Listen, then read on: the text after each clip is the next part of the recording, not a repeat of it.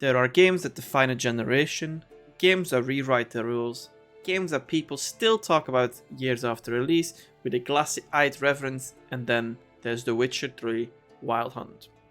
I know, you're just playing it now, but trust me, even a decade later, this isn't just a great game, it's a landmark of storytelling, and I finally understand why. Hi everyone, and welcome to the video. I finally played The Witcher 3 Wild Hunt. I missed the hype train, but what I gained was a chance to experience it as a complete, fully patched legend. This video is my journey, it's about what still holds up, what doesn't, and most importantly, it's about the sprawling, incredible story that held me captive for a few hundreds of hours. To really appreciate The Witcher 3, you have to acknowledge its roots. This is not a standalone fantasy tale, it's the epic conclusion to a saga. The story is a direct continuation of the novels by Andrzej Sapkowski, apologize if I butcher his name, and the two previous video games. It establishes that Geralt, Yennefer and Ciri are a complex, fractured family, and that Ciri's elder blood is the key to the entire conflict. The previous games dealt with Geralt's amnesia and the political turmoil of the Northern Realms. This commitment to the lore is a massive strength. Now, if I have one area where the game feels its age, it's the combat. It's minimal. It functions, but compared to modern action RPGs, it lacks real depth and finesse. The swordplay often boils down to a repetitive dodge and slash pattern. And while the signs are key, Gwent is mandatory, but let's be honest, it's not a deep action game. But the combat doesn't need to be better. The game knows it's a story-first RPG. It exists to frame the story, not to be the centerpiece. Now, let's dive into the main event, because the beauty of The Witcher 3 is that every playthrough is different. What follows is my personal journey, detailing the choices I made and the specific dramatic path my Geralt walked to find Ciri. The game doesn't just start, it drops us right into Geralt's personal life, opening with the beautiful, fleeting memory of Kaer Morhen, a peaceful moment with Yennefer and Ciri. This immediately establishes the stakes. This is not just a monster hunter, this is a father, a lover and a mentor. The main plot truly kicks off in White Orchard, a quiet area suddenly overrun by Nilfgaardian soldiers. Geralt and his mentor Vesemir are initially searching for Yennefer. After dispatching the Griffin with the help of the local Nilfgaardian commander, but Yennefer actually manages to catch up to us, and she brings us to the Nilfgaardian Emperor Emhyr var Emreis, which is Ciri's dad. Emhyr reveals that Ciri has returned and is being hunted by the Wild Hunt. It is the Emperor who officially commissions Geralt to find Ciri, and the trail now splits, sending Geralt to the war-torn lands of Velen. Now, this section, Velen, is arguably the finest piece of narrative in the entire game. Geralt arrives at Krau's Perch and meets Philip Strenger, the Bloody Baron, the Nilfgaardian vassal for the region.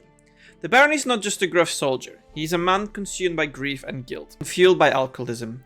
We quickly learn that he is an abusive husband and father. His frequent drunken rages were the reason both Anna and Tamara fled. The scars, physical and emotional, are evident in the documents we find and the stories we hear. The initial hunt for the family leads to the discovery of a botchling, a deformed, undead infant born from a miscarriage, buried outside the castle walls. Its existence is a haunting reminder of the Baron's abuse, as the miscarriage was caused by one of his violent outbursts. Here came my first major decision: destroy it or transform it. I chose to help the botchling become a lubricant. This involved a terrifying night's vigil, but it paid off.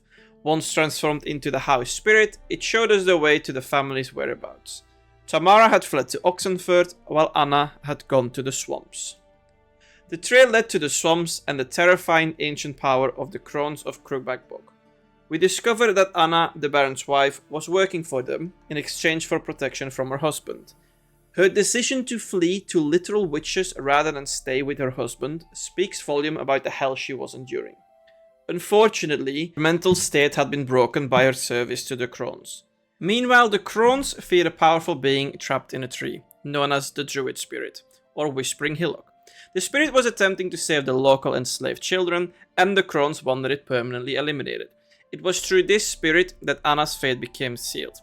The spirit claimed to be benevolent and promised to free the children, but the crones wanted Geralt to handle the threat.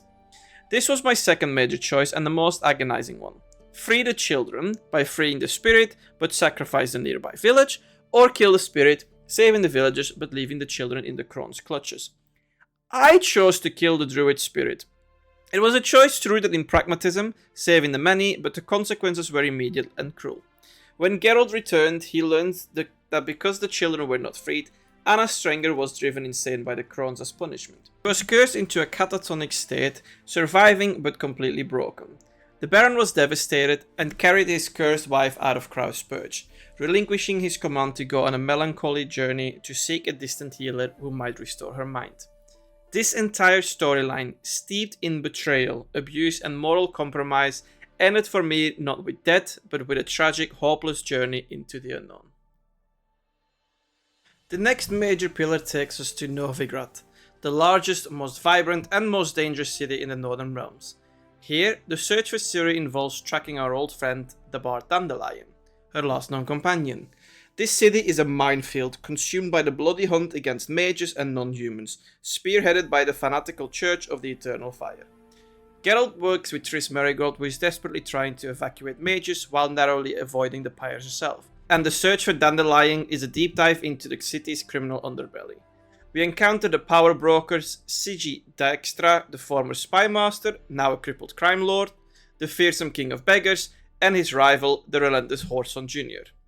We work with Triss and Dijkstra, forming a temporary alliance to find Dandelion, who is imprisoned. The political intrigue is thick.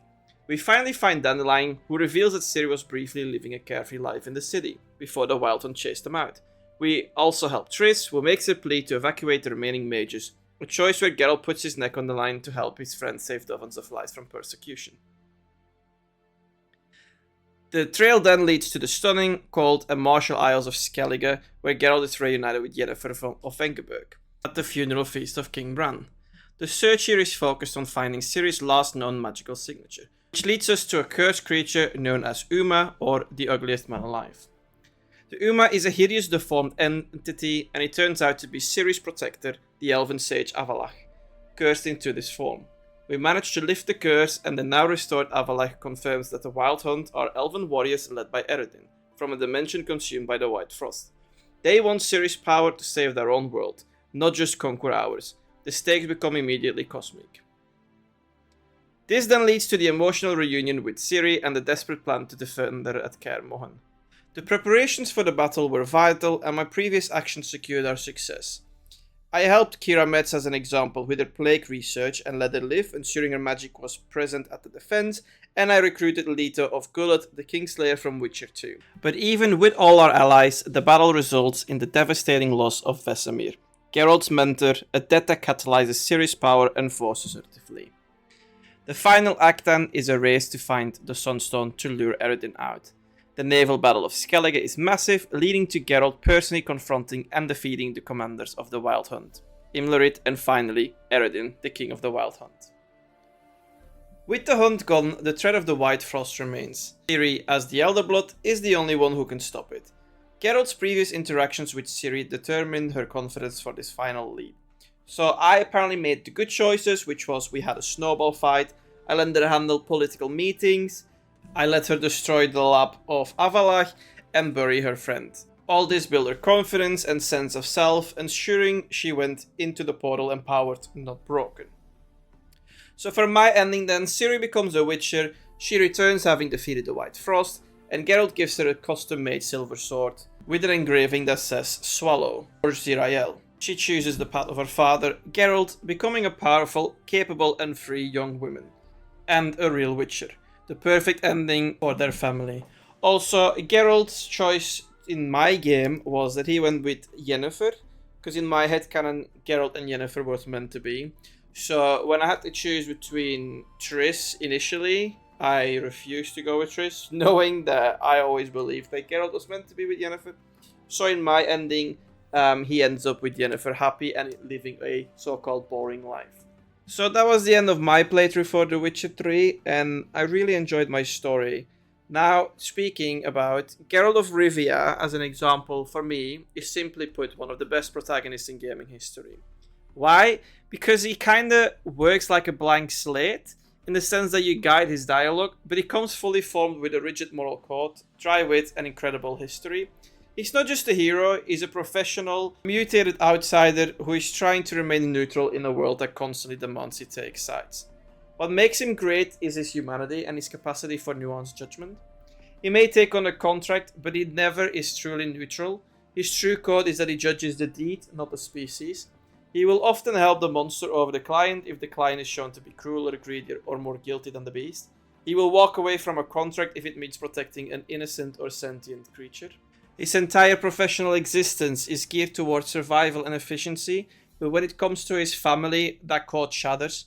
He will walk through fire for Yennefer, Triss, and especially Ciri. He may be a monster slayer, but his greatest strength is his capacity for fierce loyalty and fatherly love. So The Witcher 3 kinda is a story about Ciri told through Geralt. This brings the narrative genius of the entire game. We don't play Ciri's entire arc, we play the emotional gaps between her dramatic appearances. We hear her past adventures through Dandelion's exaggerated tales and the fragmented memories of other NPCs. When we do play as Ciri, those moments are short, powerful bursts of adrenaline. She's fast, hyper-lethal, and uses her Elder Blood power to teleport and cut down foes. These sections are a wonderful contrast to Geralt's slow, deliberate combat, serving as a reminder of the power and potential we are fighting to protect. Ultimately, the game makes Geralt's search less about a quest and more about a referendum on its parenting. Our choices, whether we console Ciri, respect her independence, or treat her like a child, dictate her confidence, which in turn determines her survival and final fate. The story puts Geralt in the role of the ultimate protector and the mentor, and it works flawlessly. If the story is the heart of The Witcher 3, the music is its lifeblood. The score is just brilliant. It's a tapestry woven from traditional Polish and Slavic folk influences. It's gritty, martial, and mournful all at once. The tense deep strings and the throat singing of Velen immediately create a sense of bleakness, while the Celtic horns and drums of Skellige give you that authentic feeling of windswept mountains in the north. The battle music is bombastic, but the use of silence and sparse instrumentation is equally masterful. The music never just plays, it tells a story right alongside the dialogue. Now, the true main quest of the game. I just have to talk about Gwent. This is the definition of a video game side activity done right. It's an infectious strategic card game that completely derailed my main quest progress half of the time for hours on end. What starts as a simple distraction becomes a metagame. You're no longer Geralt searching for Ciri, you are a card shark, scouring every tavern, blacksmith and merchant for a chance to win a rare card. The joy of building the perfect Northern Realms deck, focusing on siege units and spies, and then crushing a seemingly impossible opponent is immense. It works so well because it's integrated seamlessly into the world. I almost felt more satisfaction from completing the Collect Them All quest than I did from defeating Eredin. This is just where The Witcher 3 truly pulls away from its RPG peers. The world feels tangible because the side quests are treated with the same meticulous care as the main plot, if not in some areas even more. Witcher contracts are never go, kill this thing, they are investigations. You have to read the bestiary, use your Witcher senses, choose the correct oils and potions, and then track the monster. You have to be a detective first and an executioner second. The storytelling quality of quests like A Tower Full of Mice or Carnal Sins have better characters, tighter plots, and higher stakes than most other games' entire storylines. Even small side quests often have consequences that ripple through the narrative, adding weight and texture to the overall experience. This level of quality is why players spend hundreds of hours here, because no narrative stone feels unturned or unimportant. So yeah, that was my journey for The Witcher 3. It's one of the most complete and confident RPG experiences that I've actually ever experienced.